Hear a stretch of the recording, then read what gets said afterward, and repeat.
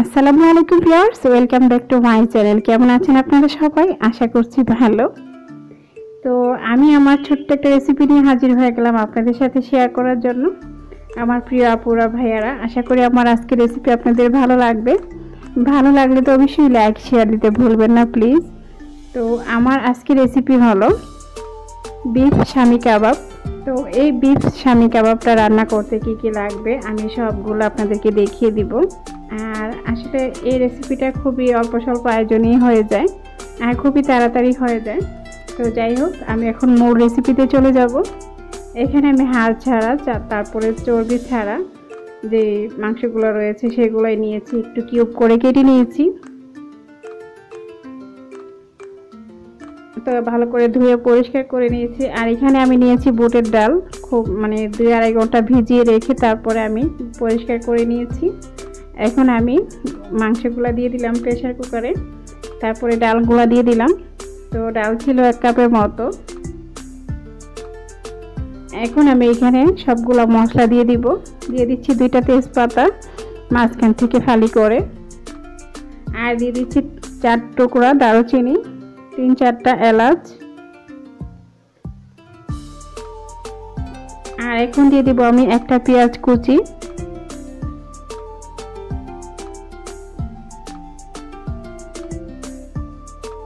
আর দিয়ে দিলাম স্বাদ মতো লবণ। এখন দিয়ে দিব 1 টেবিল চামচ রসুন বাটা, 1 টেবিল চামচ আদা বাটা, আর 1 চামচের মতো গরম মশলা বাটা, আর দিয়ে দিব 1 চামচের মতো হলুদের গুঁড়া, 1 চামচের মতো মরিচের গুঁড়া। আসলে ঝালটা নিজেদের উপরে ডিপেন্ড করে আর কি কে কতটুকু ঝাল খায়।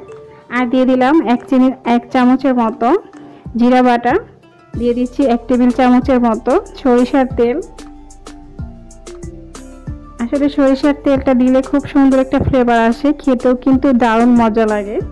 তো আমি খুব ভালোভাবে চামচের দ্বারাতে সবগুলো একটু মেখে নিয়েছি। আর দিয়ে দিব আমি 1 থেকে 1.5 কাপের মতো পানি দিয়ে ভালো করে আমি প্রেসার কুকারে ঢাকনাটা লাগিয়ে কিছুক্ষণ রান্না করে নেব। তো ঢাকনাটা লাগিয়ে আমি 4-5টা সিটি আনলেই সিদ্ধ হয়ে যাবে মাংসগুলা আর ডালগুলা।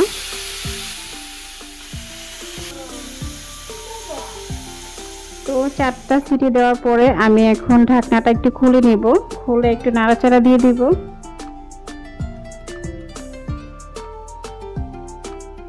তো পানিটা পুরোপুরি শুকায় নাই, ডাল আর মাংস কিন্তু সিদ্ধ হয়ে গেছে। এখন আমি পানিটা শুকানো পর্যন্ত এটাকে খুব ভালোভাবে জাল করে নেব। তো পানিটা শুকিয়ে গেছে, এখন আমি আধা ঘন্টার মতো ফ্যানের বাতাসে রেখে দেব। খুব ঠান্ডা করে কিন্তু এটাকে ব্লেন্ড করতে হবে, না হলে কিন্তু ব্লেন্ডারে ক্ষতি হবে। তো আমার এগুলো একটু ঠান্ডা হয়ে গেছে, এখন আমি ব্লেন্ড করে নেব। আপনারা চাইলে কিন্তু শিলপাটায়ও বেটে নিতে পারেন। আর খুব ভালোভাবে কিন্তু একদম মিহি করে নিতে হবে, এতে কিন্তু কাবাবের শেপটা খুব সুন্দরভাবে আসবে আর কি।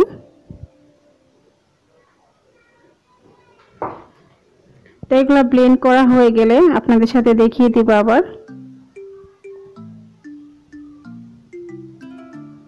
তো এই তো আমার সবগুলো ব্লেন্ড করা হয়ে গেল, আর খুব সুন্দরভাবে কিন্তু ব্লেন্ড করা হয়ে গেছে, একদম মিহি হয়ে গেছে।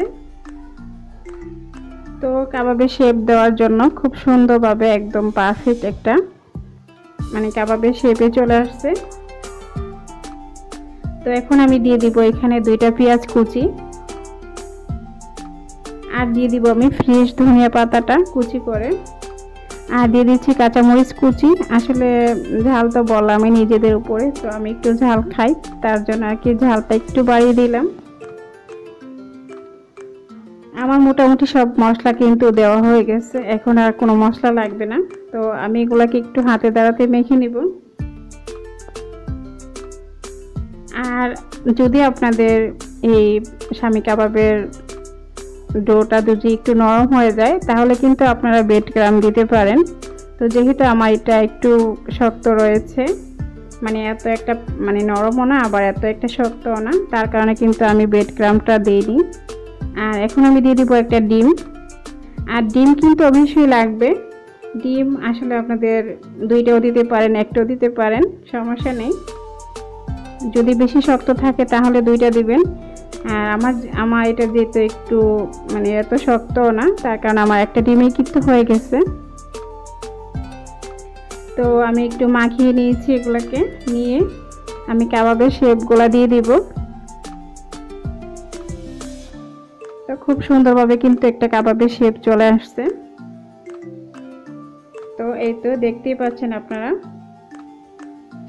এভাবে করে আমি সবগুলা কাবাব বানিয়ে নিব।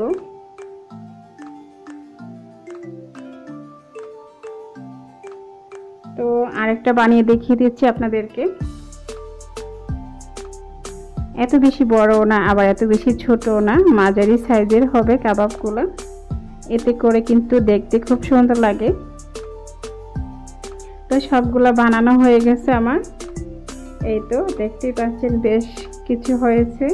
তো এখন আমি চুলায় প্যান বসিয়ে দিয়েছি, আর খুব ডুবানো তেলে এগুলোকে ভাজতে হবে।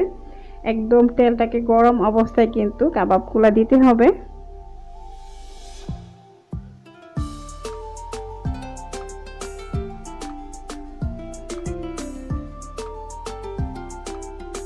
তো আমি এখানে বেশ কিছু কাবাব দিয়ে দিব, দিয়ে ভেজে নেব। খুব সাবধানে দিতে হবে, আস্তে আস্তে, যেন তেল ছিটকা না পড়ে আর কি। তো হালকা একটু ভাজা হয়ে গেলে আমি এখন সবগুলা কাবাব একটু উল্টিয়ে দিচ্ছি। খুবই আলতো হাতে উল্টিয়ে দিতে হবে, না হলে কিন্তু ভেঙে যেতে পারে।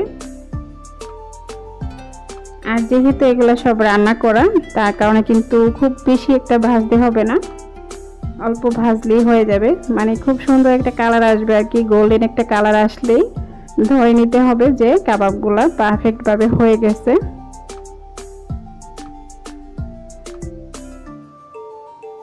তো আমার সবগুলা কাবাব কিন্তু ভাজা হয়ে গেছে। এখন আমি একটা চাটনি দ্বারাতে উঠিয়ে নেব।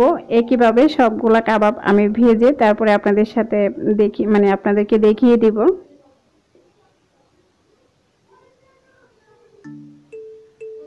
আর আমার আজকের ভিডিও ভালো লাগলে অবশ্যই লাইক শেয়ার দিতে ভুলবেন না প্লিজ। আর যে আপুরা ভাইয়ারা আমার চ্যানেলে এখনও নতুন আছেন, প্লিজ আমার চ্যানেলটা সাবস্ক্রাইব করে দিবেন আর পাশে থাকা বেল আইকনে ক্লিক করে দিবেন।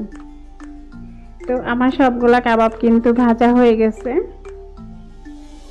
রেডি হয়ে গেল আমার বিফ শামি কাবাব।